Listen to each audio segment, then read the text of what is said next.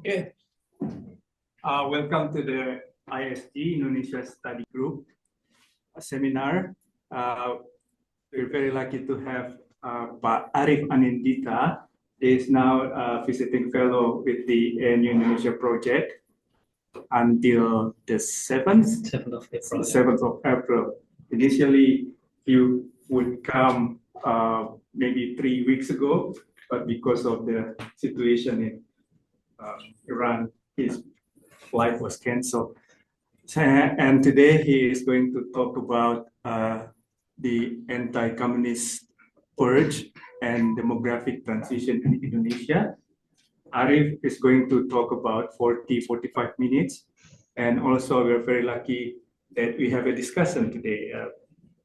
Pierre van der Eng is going to give a discussion, maybe 5 to 10 minutes before we turn to the audience. We also have online audience in Zoom, but for those in Zoom, I'd like to apologize that we are having some problems, some issues with the Zoom where we cannot share the slides on your screen, but Chacha here will share all the materials, both materials from Arif and Pierre's materials on the chat box. So you can download and then you can join the discussion. Before giving it to Arif, I'd like to acknowledge the traditional owners of the land on which we meet and pay my respect to the elders past and present. So without further ado, Arif. Okay, thank you, Pak Aco. Okay, welcome everyone. It's a major market paper. I evaluate how the anti-communist mass killing in 1965 affect the demographic transition in Indonesia. It's a work with my colleague Muhammad Wahyu from University of Sydney and Muhammad Sanjaya from Universitas Gadjah Mada. Okay, as a brief, mass political violence not only stopped after the mass killings, but also has general institutional and social arrangement and structure inequality. So in this paper, we study how 1965-1966 anti-communist mass killings, it's one of the worst political violence in modern history after World War II, shaped the demographic transition in Indonesia. Why is this important? First, around 500,000 to 1 million people were killed at the time. And there was no judicial mechanism in which person will be killed, in which person who will be detained in the prison. And it followed after Suharto took over the government. There are several decades. There's a decade of political discriminations towards survivor of the communist mass killings and also towards the Communist Party offspring until the second generation. The study evaluates how the impact of this episode of mass killings on demographic transition in Java, especially. Okay, it's to summarize our main finding. First, we found a very negative impact on the number of births in Communist Party stronghold municipalities 10 years after the mass killings. Second, we found a decline in marriage rate and migration rate for those who were born in Communist Party stronghold. And we also found a positive but very late impact on fertility, in which we found that there is replacement effect for the second generations. And we also found that there is a political dynamics between Communist Party and Islamic parties played a role in the mass killing and its aftermath. And also we found that discriminatory policy by the government limits the economic prospect of the Communist Party descendants that forced them to work in the informal sectors. Okay, it's the contributions. The first contributions for this paper is first, we found the long-run consequence of mass political violence, in which we found that the role of administrative discriminations in reshaping marriage markets, mobility decisions, and population dynamics decades after the violent acts. Existing works show that there is an effect of political violence on mortality, displacement, or certain behavioral responses to the conflict. Second one, this study connects to a broader literature on how authoritarian government create the durable inequalities that persist even after the regime's collapse itself. Second contributions, we also contribute to the legacies, the study of the legacy of the state repression, in which the place origins here become the marker of political status, or restricting formal employment and altering family formations. Ethnic theorists show the intergenerational disadvantage transmissions, emphasize wealth, human capital, or even political attitudes. Our finding extend these works to say that how states construct and maintain category of political exclusion. Okay. Third one, the role of political subnational political competitions within the municipalities. How this we found evidence that how this local Islamic political strength mediates the effect of the 1965 mass killings. It's like extend the study in the literature that mostly show the competition between communist and non-communist party in Central and Eastern Europe, and also the contemporary ethnic cleansing campaigns in Myanmar. And the last one, we contribute to the effect of the 1965-1966 genocide, in which previous studies, mostly done by historians, sociologists, in which mostly of them are really case specific in one village, in one city, but we create the first large evidence on this kind of mass killings effect on the whole Java as an aggregate population. Okay, so as a background, the mass killing itself coming from the growth of the Communist Party, in which in 1928, the Communist Party to the first revolt, in which they want to revolt to the colonial government. And then after 45, Indonesia got independence.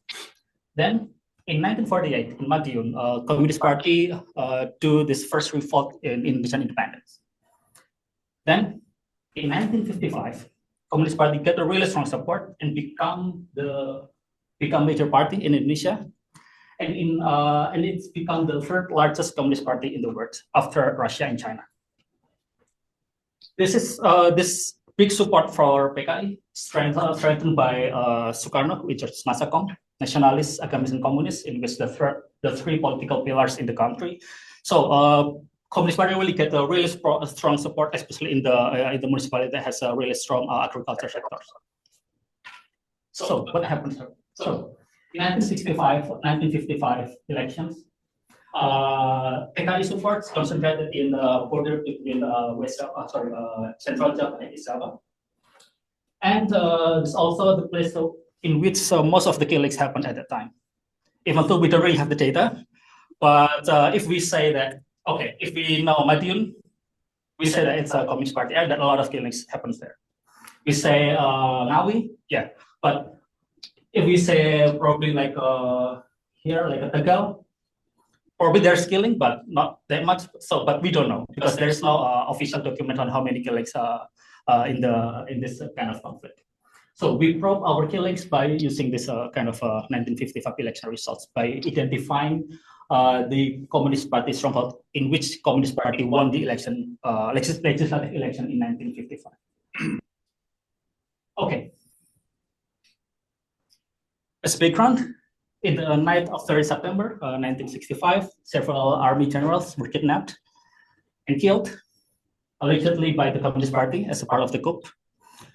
And in less than a week, the situation was turned when Suharto took over the government and start a really massive anti-communist campaign and do this mass killings. And weeks after that, around 500 to 1 million people were killed, without and approximately 750,000 people were detained without proper judicial mechanism. No evidence or witness was required for individual to be in the killing list. For example, if I have a neighbor that don't like me, and then they say, okay, he is a communist, I will be killed anyway. Or because if the army does not like me, okay, I think you are communist, so you will be detained or you will be killed. Or if you saw several movies, current movies like a Gadis Ketek, in which the person has the business with the Communist Party, he sold like a cigarette, just sold the cigarette to the party, but he also gets victimized and has to go to the prison and be killed.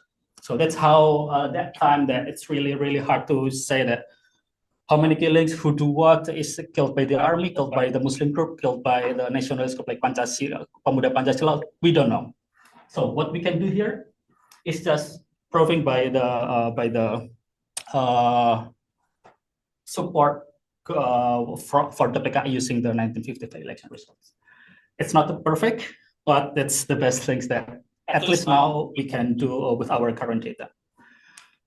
Okay, after the worst thing again, after the genocide, in which there's a centralized system of discriminations, there is a special identification card in which person, if they are accused to be a Communist Party member or their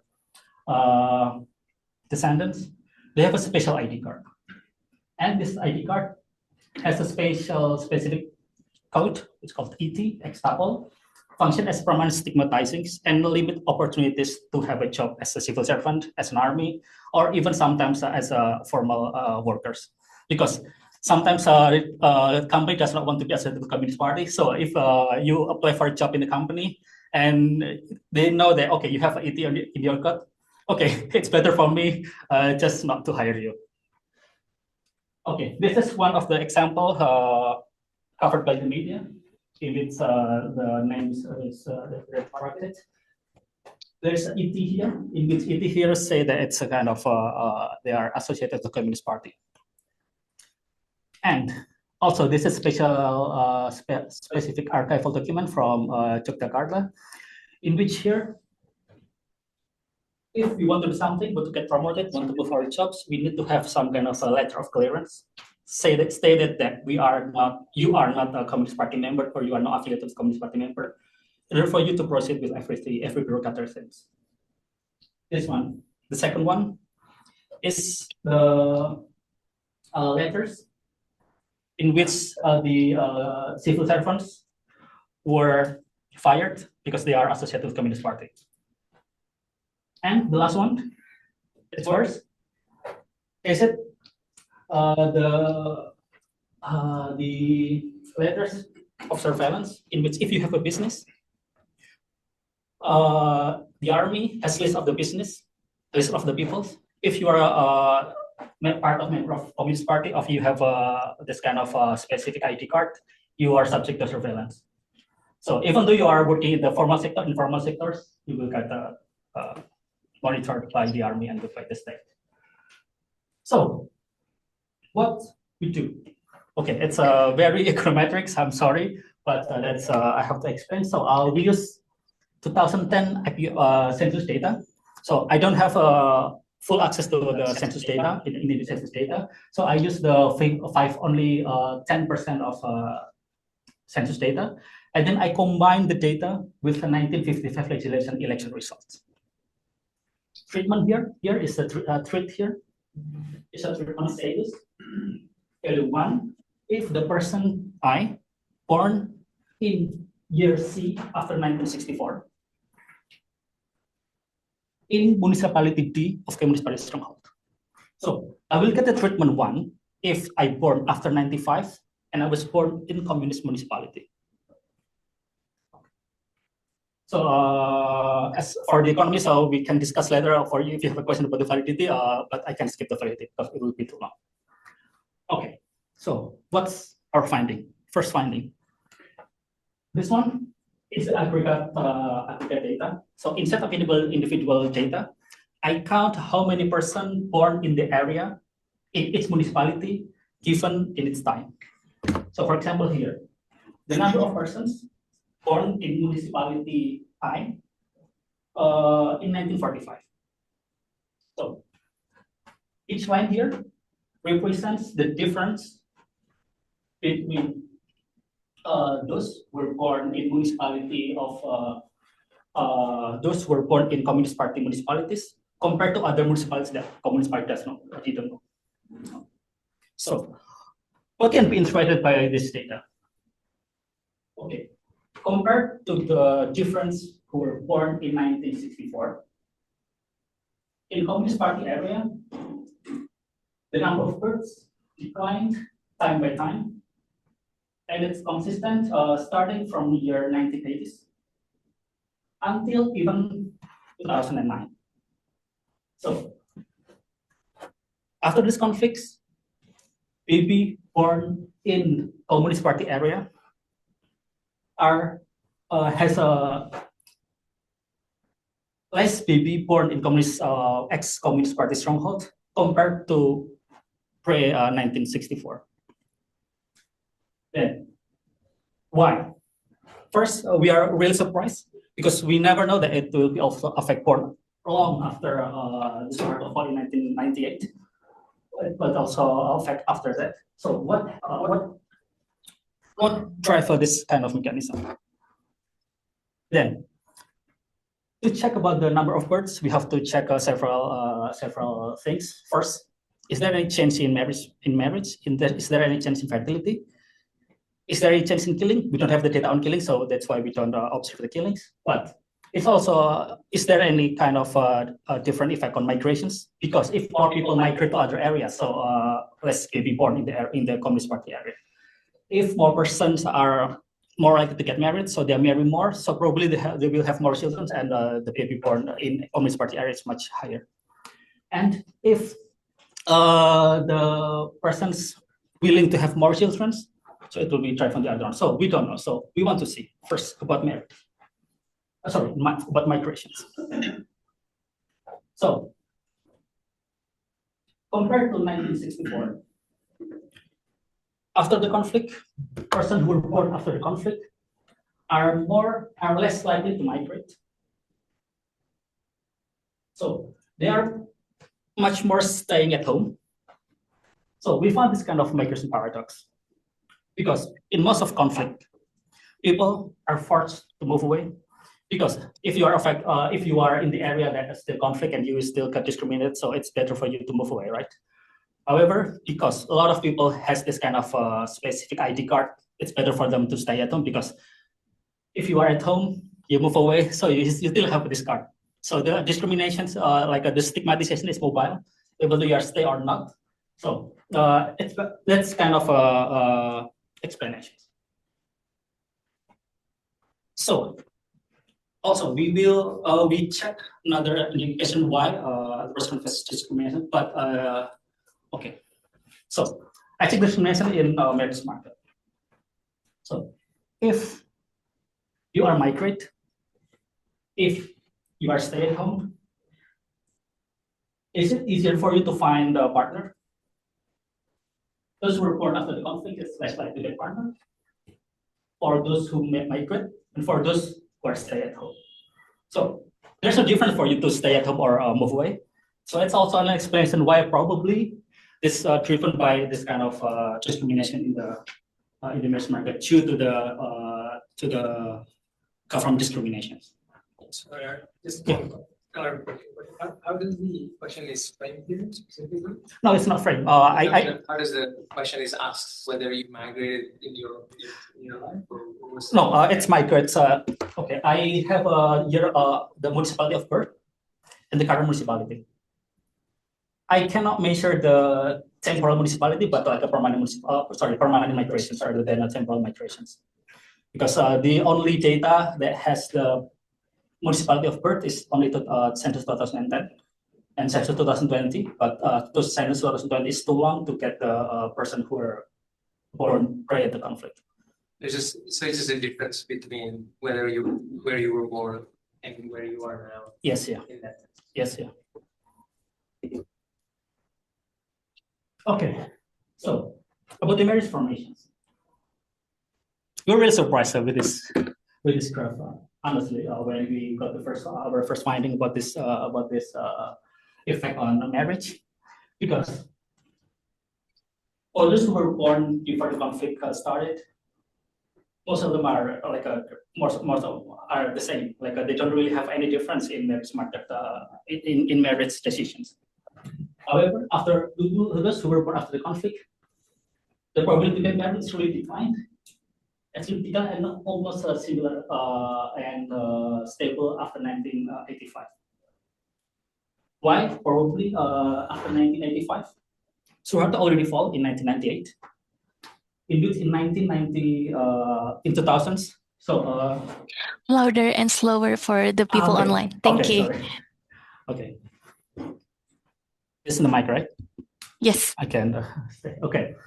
So after the waterfall, those who were born in 1985 are started to enter the marriage market. So because now it's much more relaxed, so that's why it become much more stable here, rather than just that during the Suharto era.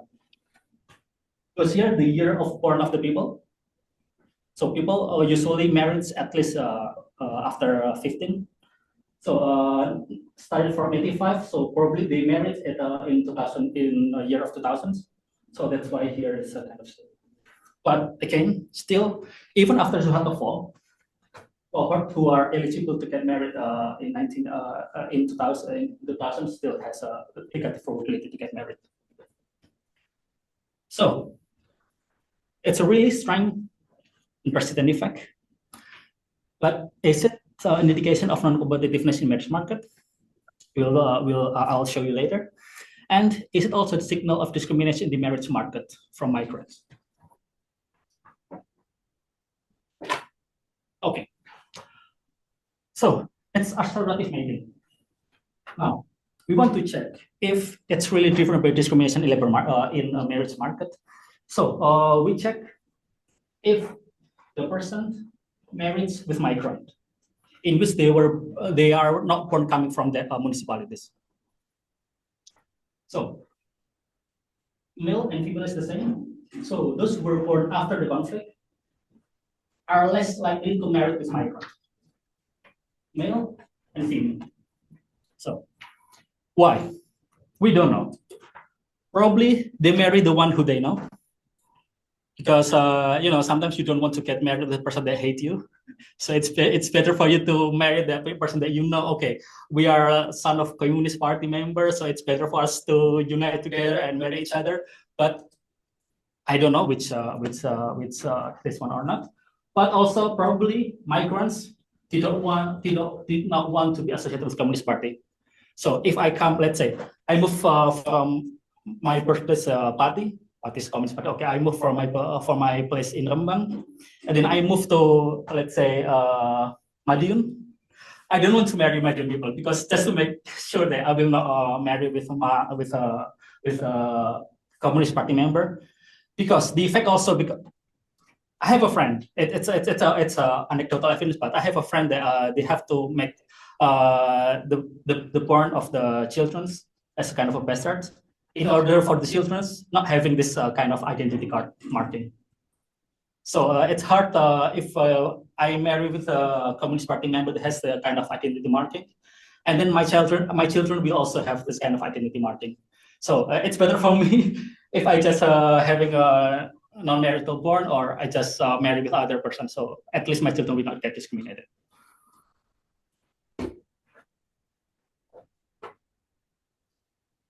Okay. So on fertility,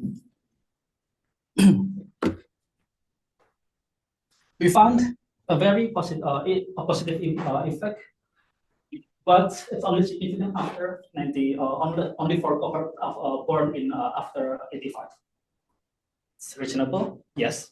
Why? Because Suharto already not in the office, and then cohort born in 1985 already in the marriage market, already forming a family. And then because they lost their family during the conflict before, or they really got discriminated, so it's better for me to have more children after, because now I'm free. So let's have more children that can guarantee our future. Okay, so we have to make sure that my previous findings is not driven. It's really driven by this kind of discrimination by the government. So I check if there is this kind of systematic population suppression mechanism. For example, if the government built more schools, like give more educations, they are to get married because they are more educated. They don't really want to kind of they delay their marriage. They don't really want to have a children or have less children. So we want to assess if there is correlations between government program on educations and this status of communist trauma. So we found evidence on population suppressions through education policy. For example, there is no correlation, but it's negative. So those who were in the Communist Party area has less school built at that time. So it's not education expansion program. And also we check years of educations, in which we found the relacy is not significant, all of them. So we don't find any correlation between the being born in Communist Party area and their education's composition. And what about the evidence on population suppression through health and birth control policy? So Java is one of the most success story of the population, of the birth control program. But is that really kind of this policy that drive our previous funding? So let's see. So I check the correlations between the status of being Communist Party stronghold with the number of posyandu. I use the administrative data, and also birth control center in the area. So we don't find any difference. So probably like there's no it's not driven really by government support for, okay, because you are Communist Party area, I will build more facilities for birth control facilities in order for you not to have babies. So it's not the it's not the driver of our result. Okay, another probably not specifically birth control facilities, but medical facilities. So there is no correlation with a number of hospital. There's a correlation with the hospital specifically for birth. Like there is no correlation with clinic, the number of clinic, number of puskesmas, and number of puskesmas bantu. So we can make sure that it's not the case. Okay, so what about direct discriminatory policy by the government? We find positive associations between being born in Communist Party stronghold and informality.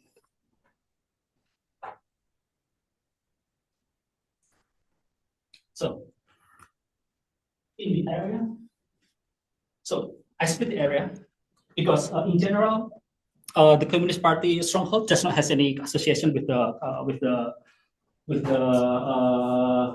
probability of persons working in informal sectors. So I try to split because discriminations sometimes coming not only by the government but also by the people. So what about changing the dividing the sample for strong Communist Party stronghold that at that time won but less than 50%, or it's kind of say that okay, I won at the time but not that strong. People just not really know that that one is a Communist Party area, and in the area in which people, probably all of us know that that one was the Communist Party area. So this one, there's a kind of indications, but also not that strong. So we look deeper on is there any decomposition. So we found this one. We only found this the impact only for male. So we show that being born in Communist Party area make persons working more likely in informal sectors, but only for male. Probably that's why we found a very negative impact on the marriage market. Also, we found a very negative impact on migrations, because if you are male, you don't have a good job, it's hard for you to find a partner. In Indonesia, okay, probably if you are parents, if there's someone propose your daughter, okay, I'm a civil servant, and other, okay, I just sell something. So it's for sure it's easier for people who working as a civil servant to get married, right? So probably that one is a really strong indication that probably our results driven by discrimination rather than just this kind of a previous policy that I showed you before. But again, our results, it's just kind of probing on what mechanism with available data, because we don't really can exactly identify if the person's really associated with the Communist Party.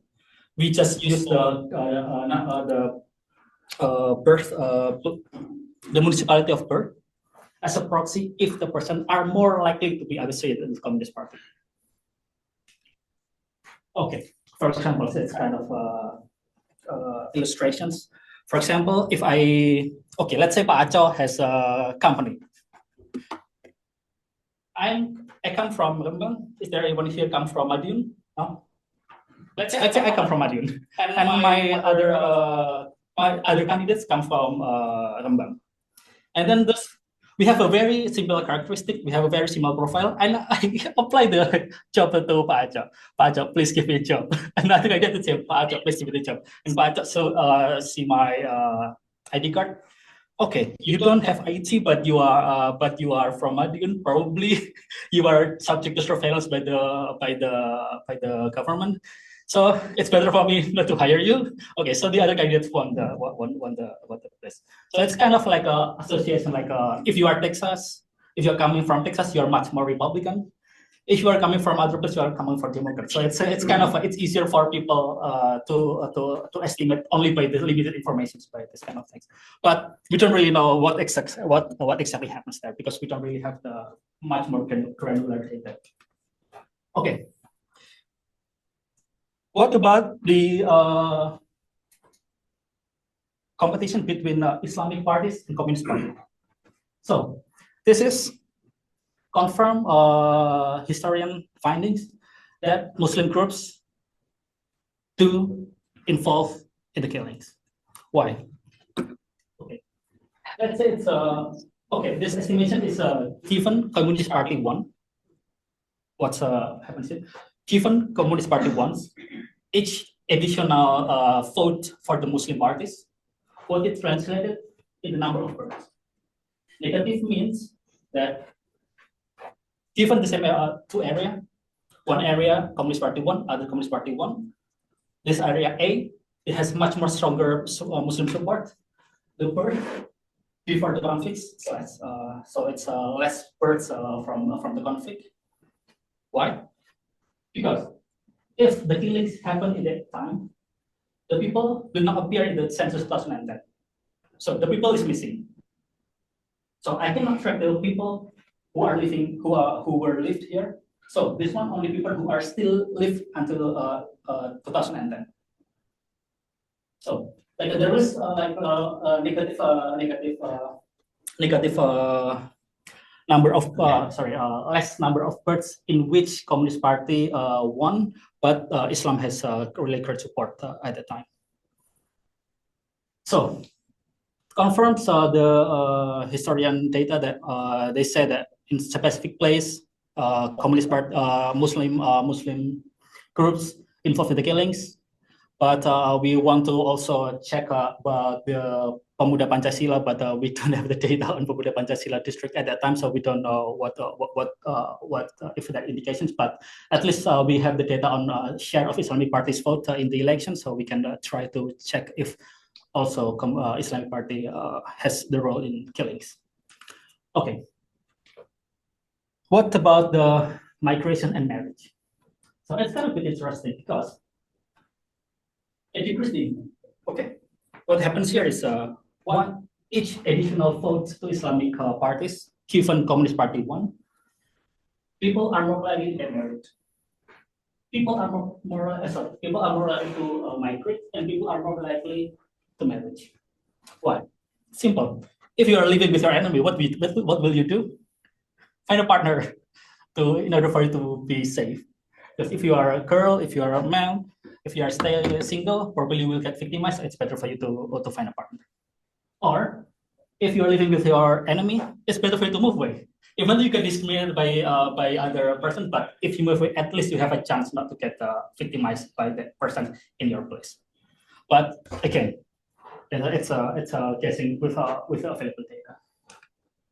Okay, to conclude, still out of time. Okay, to conclude, my paper, our paper, show that Indonesian 1965 anti-communist births produce a very persistent demographic change in ex-communist party stronghold. It's driven by masculine and violence, also through administrative regime and political exclusion that followed decades after the mass killings. And what can we learn from this mass violence? First, the effects were remarkably durable, persisting, and really deepening even after Suharto fall in 1998. And the formal dismantling of the order filling requirements. And also we show also the hourly compositions to check if there is a kind of what drive the number of the decline in number of births. Show that replacement and disruptions in fact can coexist within the same case, operating through different margins. People more or less likely to get married, people are less likely to get to migrate, but also people want to replace their children or their father or their mother. So thank you. If you want to read the paper, you can scan the code and you can check the full paper. Thank you, Arif. Okay. Very fascinating work. Before we go into discussion, I'd like to invite PR to give some comment. We have his presentation. Over to you, PR. Yes, thank you, Ajay. Thank you, Arif, for your presentation. Okay. Yeah.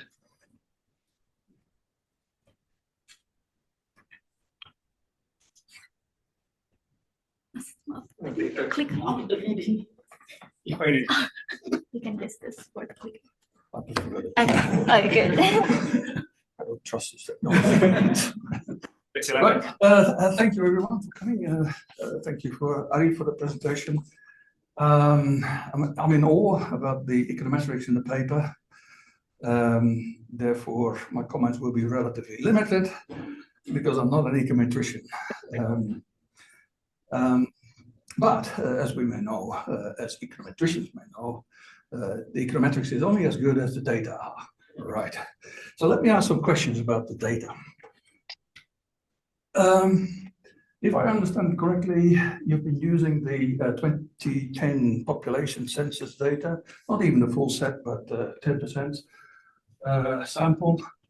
And you've used that in order to create the retrospective vital statistics and some other indicators as well by kabupaten.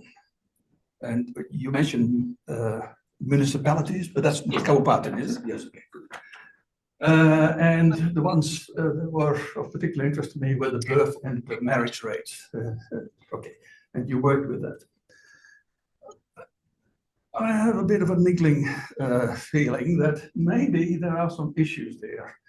2010, that could be an issue. And I was wondering why you didn't use the earlier population census data that are also available in digitized forms, but perhaps not to you. A bit of a niggly feeling because the adults, let's say 20 plus, that had survived the 1965 killings, by 2010 would have been 60 plus years old.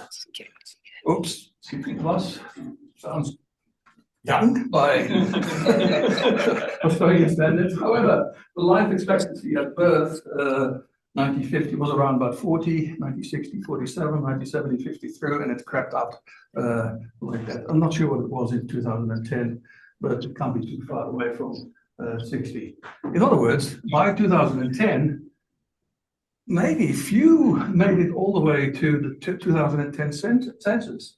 Therefore, possibly the 2010 age distribution, whatever kabupaten you're looking at, is skewed towards these survivors of old age, the 60 plus population, skewed towards the survivors of old age. Now, if these people are, let's say, evenly distributed across the different social groups in society, okay, maybe that's not an issue. But the survivors of old age were possibly the non-poor, and that is regardless of the 95-55 political affiliation of either themselves or their parents. There must be other reasons why they survived or why they did not survive. And some further evidence indicates that there is possibly a bias. Yeah? Using the 1980s census, which I would encourage you to use because it captures more of the 1965-66 effects. The older population will be a lot bigger in size. The reason why I mention this is that in using the 1980 census results, I identified that the problem of bunching, or age heaping, I only made a chart up until 1960, but you see the point. That is that there is age heaping at the ages of, these are the birth years of birth, at 5-year-old, 10-year-old, 15-year-old, etc. Who are these people? Well, they didn't know their year of birth. Maybe they were innumerate. Maybe they were poor and innumerate, right? So maybe the innumerates did not survive all the way up until 2010. Because in the numbers that you presented, I didn't see any evidence of bunching or age heaping. There is a few. Oh, there is? Yeah, there is. Oh, I didn't notice it. Anyhow. So the question is, did the poor innumerates die in the meantime? Sure, but maybe you can get the answer. The other problem I had with the exercise is that there could be other possible causes of increased regional mortality than just PKI affiliation and the killings of 1965-66. For example, epidemics. I haven't researched that, but Vivek Nilakantan, he did his PhD in Sydney, has looked at health, the development of health services, also looked at epidemics, and I think he talked about the Asian flu and the cholera epidemic, but it's possible that there were some other epidemics as well, which impacted on mortality, which may have impacted on regional differentiation of patterns of mortality during the 1960s. And it's not impossible that the poorer regions were more affected by epidemics than others. More significant than that are regional food shortages and famines. And I know a bit more about that because I researched it in a famously unpublished paper, yet something for after retirement most likely, which showed that there were significant food shortages and famines, particularly in Central Java, and that's of course PKI area, 1963-64, but not only, leading to increased mortality and also after effects on health and longevity. So many of these people may not have made it all the way to 2010, therefore biasing the data that you're working with. And by the way, the food shortages were not primarily a consequence of drought, and you're using rainfall as a proxy. I'm not sure what you're using it as a proxy for. Enough rainfall, not enough rainfall, too much rainfall. Exactly. And by the way, the food shortages were not primarily caused by seasonality in the climate, had to do with the activities of the Food Logistics Agency, which was underpaying farmers and was requisitioning rice to be delivered to urban areas and especially to the army and state-owned enterprises, etc. And for that matter, in cahoots with local authorities, imposing bans on non-approved interregional food shipments during 64-65. So also impacting on food shortages, regional food shortages. Nothing to do with the PKI. And a third comment I have, sorry, some more about data. Yeah, okay, thank you.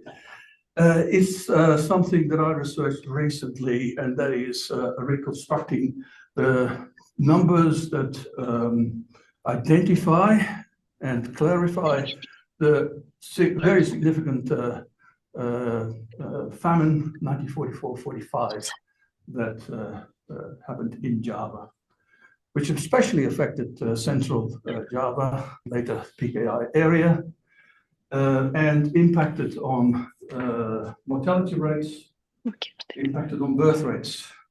Yeah? And in terms of mortality, most likely impacted significantly on infant mortality and child mortality rather than adult mortality rates. The point here is that this massive famine, it was a massive famine, much bigger than later famines, impacted on the age distribution in the 1960s. There were smaller cohorts of young women there must have been smaller cohorts of young women having children by the 1960s if not after. And to the degree that they the smaller cohorts of women were producing offspring, the second generation must have been smaller as well, and there must have been regional differentiation, not necessarily related to PKI. Yeah.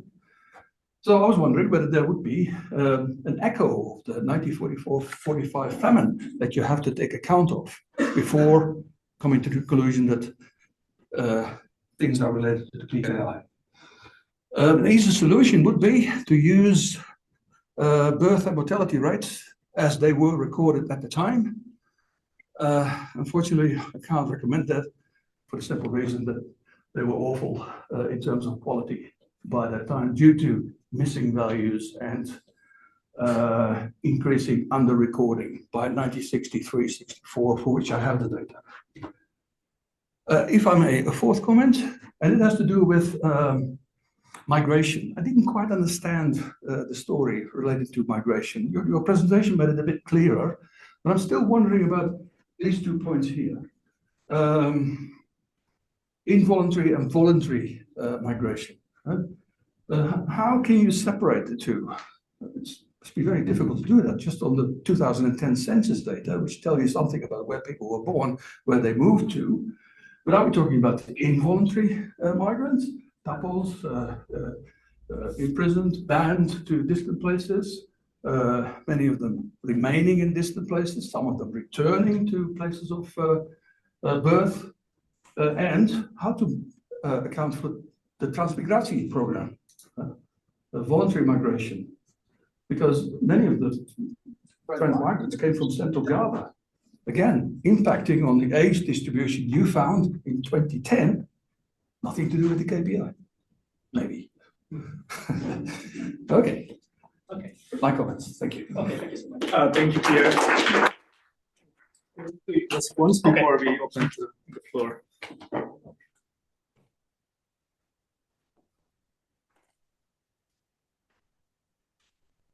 Okay, thank you.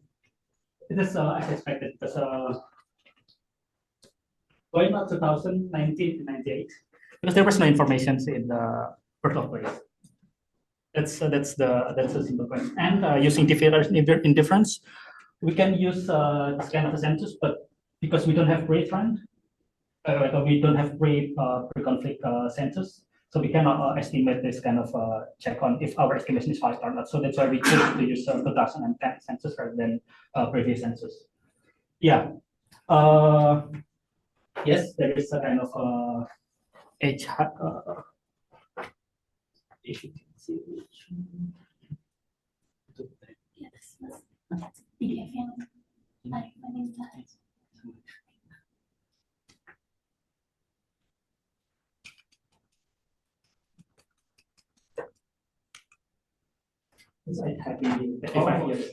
Yeah. So we also already take this one. Yeah, we also consider this.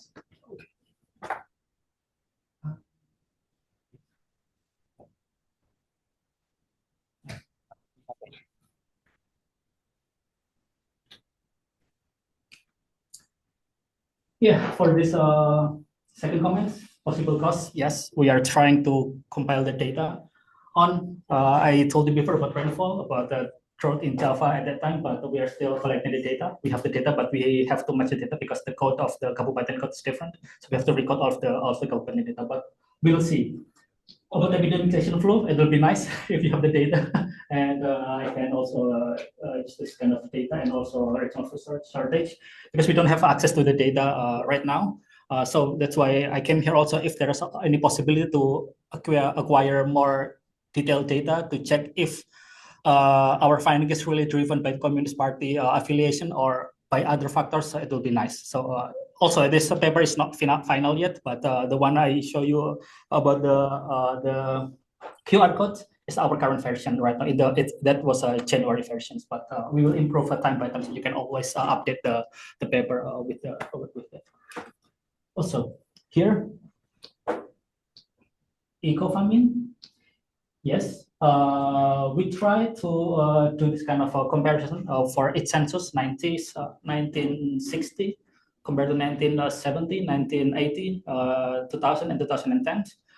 There is kind of yes, there is kind of this kind of indications, but they're not that significant. So it's significant only in 2010.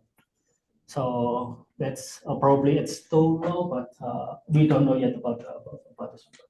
Yeah, we can consider this as a check as well. Okay, yeah, we have this data also, so that's why we don't really.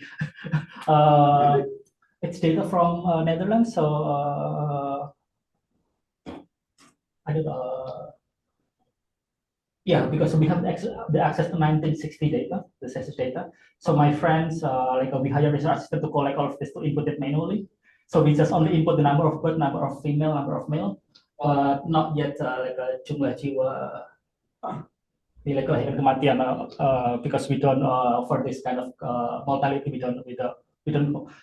have not collected this data on mortality, but for birth, for male, female, yes, we already collected that. But yeah, we can also collect the additional data. Okay, this one into or out PKI Malang Kabupaten. Yes, it's not in the paper because we found that there is no difference for those who are want to migrate into the same Communist Party stronghold or other stronghold. So that's why we just said, okay, it will be too many discussions and without not so many meaningful findings. So we put the drop, but we don't find any different, either move to Communist Party, other Communist Party area or non-Communist Party area.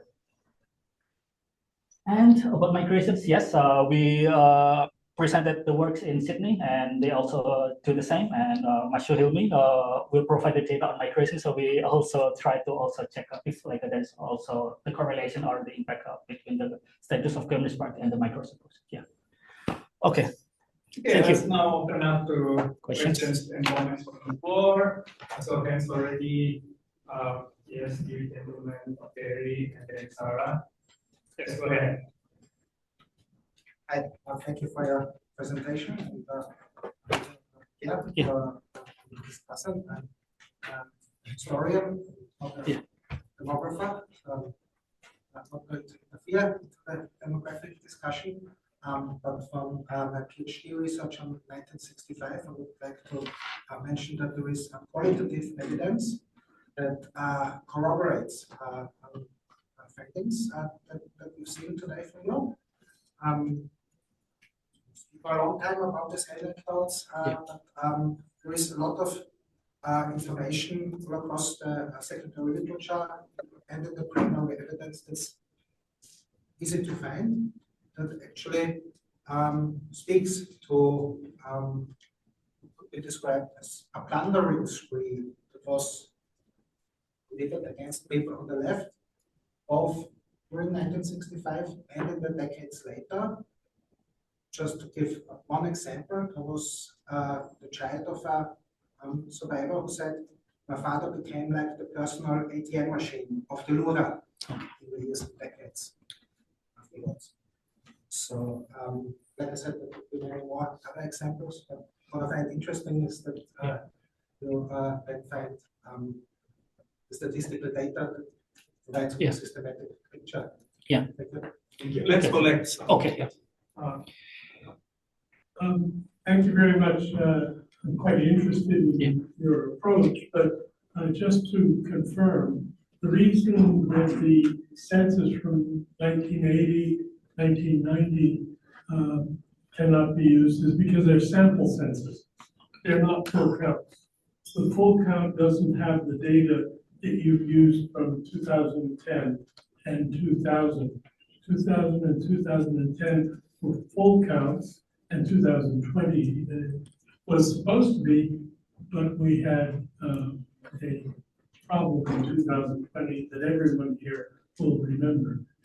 The data on births and deaths that Pierre was showing there were collected in the early 50s by the Department of Health, and it was through Department of Health institutions they collected them. later on, it was moved to the Departmental Agri, the Home Affairs Ministry. And the Home Affairs Ministry is one of the greatest barriers to data analysis in Indonesia. So I don't encourage you to use their data. But the question I have really is the 1955 elections. If I think about all the votes that I've done over my lifetime, I have never belonged to a party that I voted for. And I think in Java, there were many people in 1955 who voted for PKI, and they were not members, they were not active in various things. I'm a bit concerned that the use of voting data from 1955 is possibly more difficult to justify than you've indicated. Thank you, but very last for this round is Sarah. Okay. Thank you, Iris. I just have a question about how you interpret the results. You all mentioned this discrimination. Sorry, I wonder how much of it is due to the fact they're missing certain age groups by 1960 to 1970 because of the massive killing. Because the age distribution has changed, that would change the fertility, would change the marriage, would change basically everything we have. But that has nothing to do with discrimination, just because we're missing those people, or they were detained, so they couldn't get married. So yeah, that part seems to be missing. Yeah. Over to you. All right. Okay, thank you. The first one, Matthias. Yeah. After this paper, we want to, because with this data, it's easier because it is census. We have a large enough sample to do our analysis. But in our second paper, we want to check if you are most likely affiliated or you are from area that really famous from like the really famous Communist Party area. What happens to the labor market? What happens to your health? What happens to it? So we are trying to find instrumental variables to check. So we want to collect the data for examples like the military operations during the mass killings or.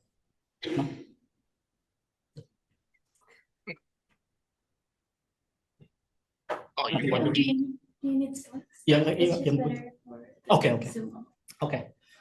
So we want to look for more about the socioeconomic impact using Susnas data, Sakranas data, because in current 2023, until right now, Susnas and Sakranas has this kind of information of first place. So I can try to track, but the challenge of using this data is we don't have the data for those who were born before the conflict happened because they already retired yet.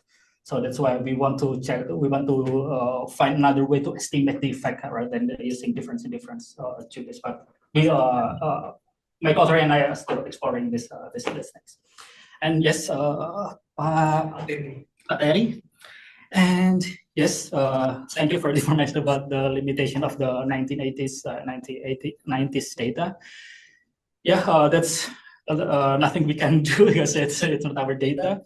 And it's also pretty hard to get the data from 1980s because all of the census does not have information on that can support our estimation strategy. But yeah, probably we can do several robust check to see if it's really driven our results or other things that really matters. And yes, about the source of the data, we don't know yet. Also, if like a 1955 election result is the good proxy, probably work by Jess Melvin. I thought she was here as a new PhD student, if I remember well. She has the Jess Melvin. Now she's in Sydney or Monash. Monash. Okay, no, Monash. Okay. Just moved. Oh, just moved. Okay, because I think she has the data on military operations, like confidential data. So probably like I can use this data like to. Can I just add something? This Yes, is on Terry's point about voting. And the figures you have for votes is the votes cast, right? Not membership in parties. No, the vote. Yeah. And it's just, I mean, they're like in Clotten, you have areas where, members I mean, there's voting data for 1955 elections where the entire Kecamatan went for, whatever. But also just supporting the demographic thing. There's an area in Quantum where it was very poor area, totally PKI on the border with Yogyakarta, Merapi, and just happened to, I was living in Cotton, I happened to go there in like 72 or 71, and there wasn't a single male in the whole Kelurahan. It's quite a small place, but I mean the catchment, but over the age of 21 or something, that was in 70s. The male, all males were killed. Anyway. Okay. Another interesting aspect of your paper from Platten is you can see a disaggregation at Kecamatan and Kelurahan levels.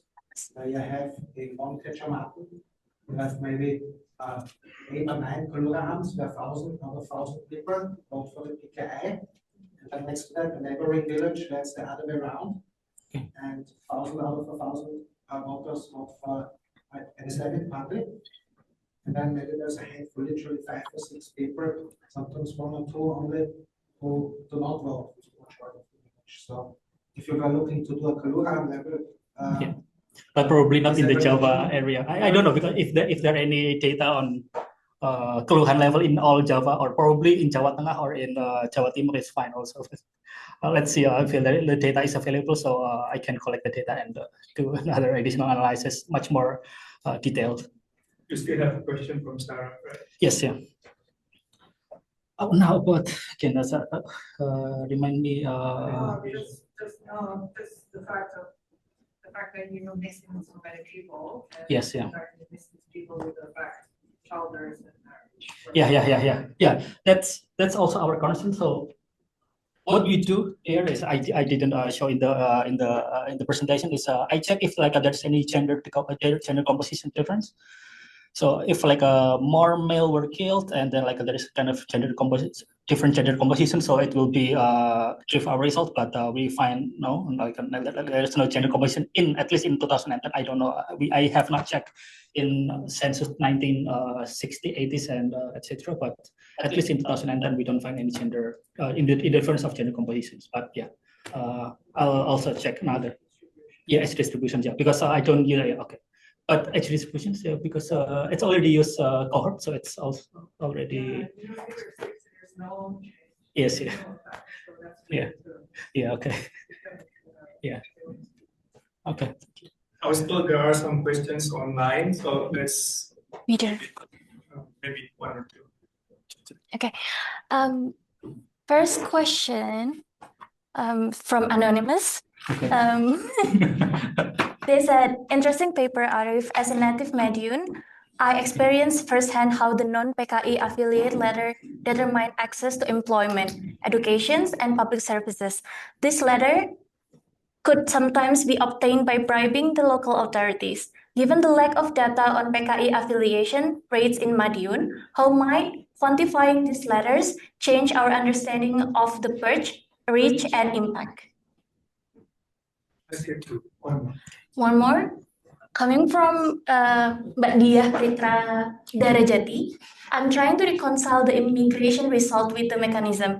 If individuals face labor market exclusions locally, why don't we see increased migrations? And could this instead reflect resources constraints that limit mobility? Okay, to quantify the effect as a Madiun, okay, I don't know how to quantify the effect because I don't have the data.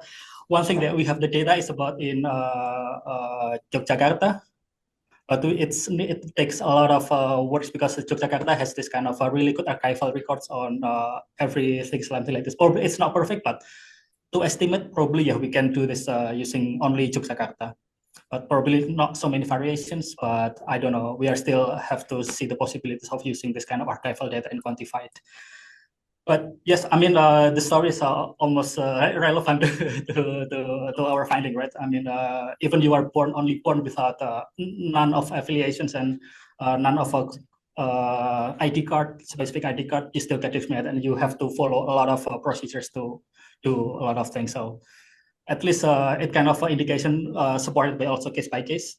And also I have a friend, it's not in Java, but a friend of the mother is the daughter of the high-level Communist Party member in Aceh, and her mother should say that, okay, I'm not from there. It's just like I use the really completely different identity. So this kind of things that also people have to do something just to prevent the victimization or hate from others. And also Mbak Prita about the migrations, yes. We check also the migrations, do heterogeneity analysis, and we don't find anything. So it's kind of probably the story is still there. So you are coming from that area. If your migrant still get discriminated in the labor market, in the marriage market, so it's still consistent. So at least what the data say, I don't have any argument, because I don't have much more detailed data. But probably the good thing about the Yogyakarta data, if I can have like an archival result and quantify with the Yogyakarta census and try to see the difference, probably it will be much more richer information. Thank you. Robert, and then Budi. Okay. Thank you very much. It's a really fascinating approach. So I had a question with three parts. So the first part is it possible to tell from your data how heavy the burden of discrimination fell upon members of the party? In other words, are we talking about something that was like running through water up to your knees, so something that made life difficult but not impossible, or are we talking about the creation of a permanent underclass? Does the material provide that evidence? Connected with that is there is some anecdotal evidence that some former members of the PKI or associates of the PKI, because they were discriminated against, fled into business and did quite well. So if that is a significant phenomenon, it would suggest that the experience of those who didn't do well, who would still be caught by your data, was perhaps even worse. And then the third question is, how unusual is this degree of discrimination in Indonesian society? And this is really asking you to speculate. What would happen if you used ethnicity or religion and ran the same kinds of tests? How would you find, for instance, the experience of people of Papuan ethnicity in Java, or Chinese ethnicity? Thank you. Okay. Thank you, Barbara. Hold on. Okay. Yeah. Thank you very much for the nice presentation, and for Robert, I have three questions. So the number one is that although I understand that you have carbon ethics, right? But this is a big change of region in which a lot of leader change, and so the variation that you see is actually the change of just the usual development policy. This is addressable to here issue. There's an issue of famine, and also keluarga berencana also becoming intensified after Orde Baru. Yeah, so that could be. So I thought that is very difficult to distinguish that this is because of the area is actually a stronghold of PKI, or this is because a change of government that actually changed, creating different policy. Number two is that some people, some area of communist area is becoming notorious. But you imagine that somebody already moved to Jakarta and was born in that notorious area. There is an incentive to lie during the census. And particularly if the village where they're born is just adjacent to another village, they're actually different kabupaten. So then you miss those things as well. Yeah. Now the third thing is that the argument that this is true by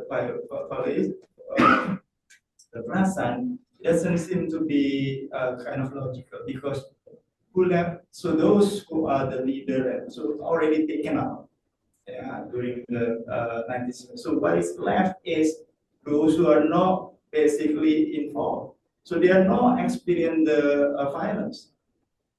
So then your argument is that their performance will left essentially because of the violence. Doesn't seem to be logical because they are the one that left is the one that is not related to. Okay, thank you. The first about from Robert. Yeah, the intensity, the degree of discrimination that we cannot measure that one, but it's a good idea. Probably yes, to check about the ethnicity. Yes, using the same method, you can ethnicity. My other projects observe the impact of Chinese discrimination due to Asian financial crisis on family formations. So I can use this kind of ethnicity from 2010 census data, and hopefully I can have access to 2020 data. So to check if like this kind of discriminations also affect Chinese or other communities. But here, yes, it's a really good idea to check if like there is kind of if the analysis will have different findings based on religions, probably for Muslim, for non-Muslim, for native Java or non-native Java. But yeah, it will be good because probably those who got discriminated are coming who are those are from Java, not from other Java, because they are more likely to engage in the party communities because of they are from the area. Yeah, it will be really nice. Yeah, those who fled to business. For the business, a good thing that I don't show here is like they even though they are more likely to go to informal sectors, like there is no difference in wage. So they have a kind of the same wage. So probably they are those who are kind of they are those who are born to KI and then go to informal sectors. They work harder, so they get more money, and I don't know, like to fund their safety or something. So that's at least we cannot find it like there is no difference in wages. So going informal, but no different in wages. Probably just working harder because of a lot of things that they cannot do here. And also from Pak Budi, yes, it's kind of a bit challenging because probably we can do this kind of control on the ideological data or some kind of other data on just to control year by year, because sometimes there will be variations, so like political affiliations, like a Sambasi paper. Probably I can control that one here. But the difficult thing is to check the because during Sukarno era, the data is really limited. So probably the pre-trend is like really small, so only 3 years. But yeah, probably I still can check. I can check one. So thank you so much. And misreporting. Yeah, misreporting. Yeah. Yes, a lot of people again, anecdotal evidence say that they are misreporting. They come not from the area.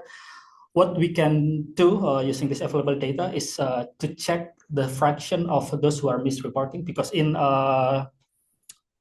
Sakernas and Susunas 2023, we have the data if they show the KTP data and what they say that there. So we can check if they say where they live and how if it's consistent with the KTP data. So probably that I hope that there there is not so much fraction, but if a lot of fractions. So I don't know, but let's see after this one.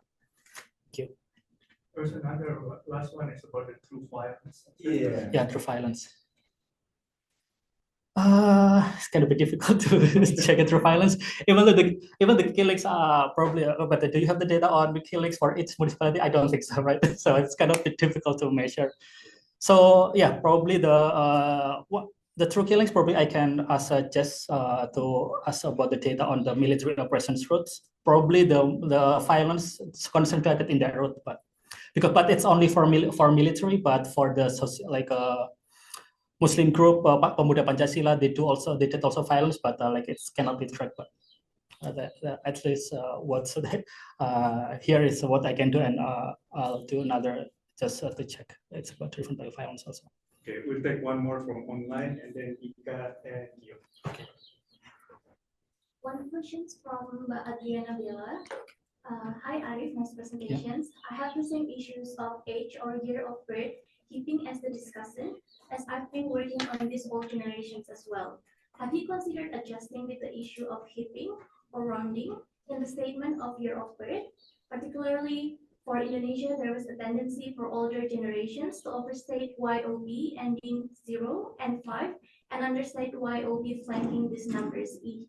For example, 4 and 9. Another concern, if you measure those who were born after 1965 and that there was a massacre of people affiliated to PKI, then whose kids you measuring here? You, Ika. Yeah, I think following up with Bella, Bella is going to present not much. So you can also refer to her paper for the details in terms of how she tries to address this hipping. And I think the second question is that I'm just curious, so do you have access to 2000 census or not? And then if you do, to what extent you have replicated the same exercises and then get the same sort of like findings, just to address some of the concerns that Papia has. And I think the second one is more related to other measures for PKI stronghold. So you have the election results. I don't know whether in your paper you have sort of like the distribution of that votings for PKI. I think it would be interesting to see. And then other ways, my understanding census, you have the identifier up to village level. In IPUMS version, no. I think in one of the census, I think 2000 or 2010, yeah, but probably the data from PPS, yes, but from So IPUMS, I think This is very small part of it. yeah, but the idea is that find another way to measure that PKI stronghold by, you know, like declining sort of like chunk of population. I mean, some of the, I think the comments looking into at the village level, then you can really identify which village that is more affected because the voting is one, but I think if you can see the massive sort of like decline in the population, that's where the killing really took place really more seriously. And if you can just, you know, find a correlation and then if that supports and then your use of the voting, then probably you can just use that and then the analysis will be made at the district level. But it's just that to what extent it's a convincing proxy of PKI stronghold, that's the question. Yeah. Okay. Gio. Thanks, Arif, for the nice presentation. Just perhaps relates to Pak Budi's and Ika's comments about. So here you have the, grammatically speaking, you have the traditional DID where you define the treatment as one. But then I wonder if you could somehow modify a bit to incorporate like a continuous. Yeah. But so the idea is to have that within that treatment areas, you create a distance with the, because the threshold is 50%, right? You define that. No, the threshold is if they won. Yeah, if they won, as in like more than 50%. No, if they won can be like a 23%, but other parties like only 10%, 5%. Okay, right. That means if you have more variation than yes, yeah. So I suppose like you do that because then within that difference, you can capture the heterogeneity of different areas, right? If there's certain areas that more has a very large proportion of vote shares, right? And second, so the second thing I'll talk to you about. Okay. Okay, yeah, about H-hyping, yeah, we consider it, but we have not revised the paper yet. So we have to consider a lot of questions and then revise the paper again because a lot of analysis to do and also a lot of data collected from here in Australia. I think the data is much more available here than back to Indonesia. So it's a time to collect also the data. And whose kids, it's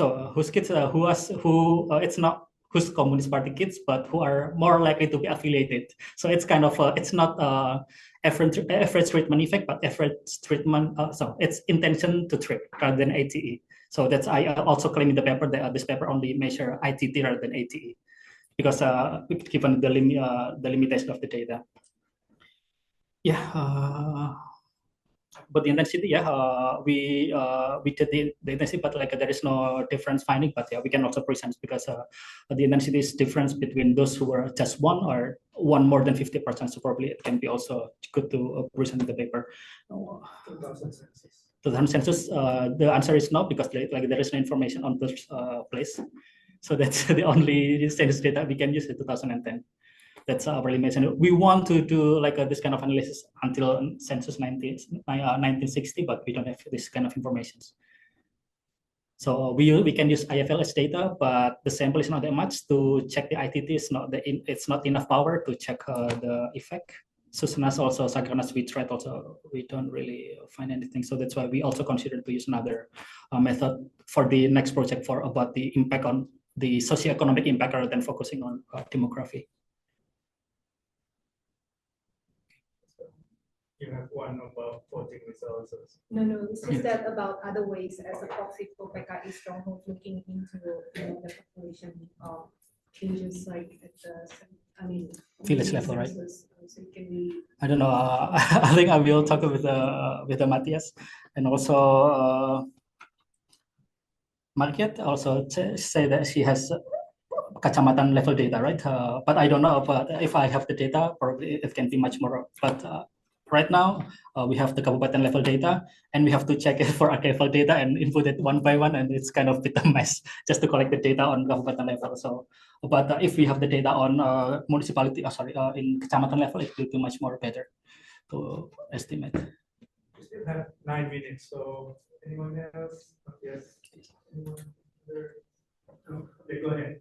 Go ahead. Like a follow-on comment on two things that I said by you and as well by Moody, which is an assumption that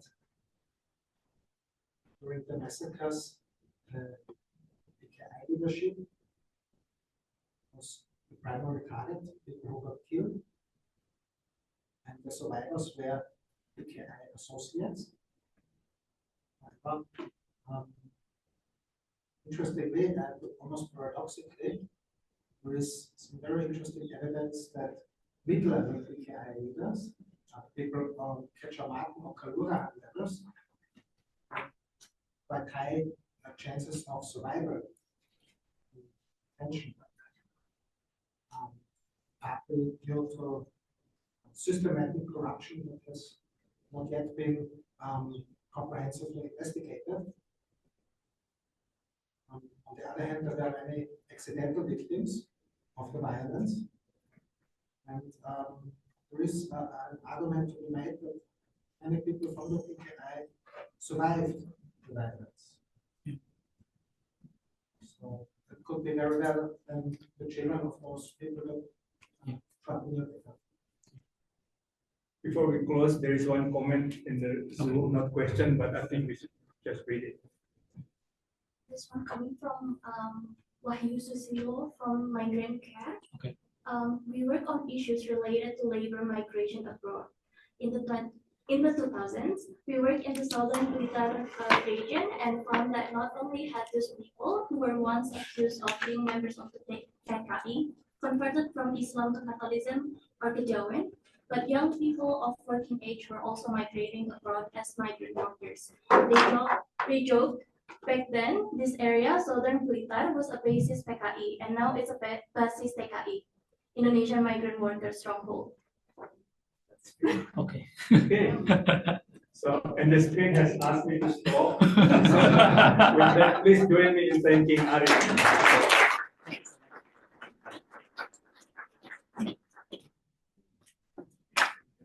Okay, thank you.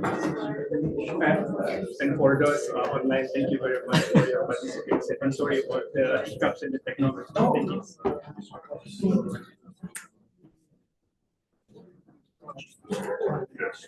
you.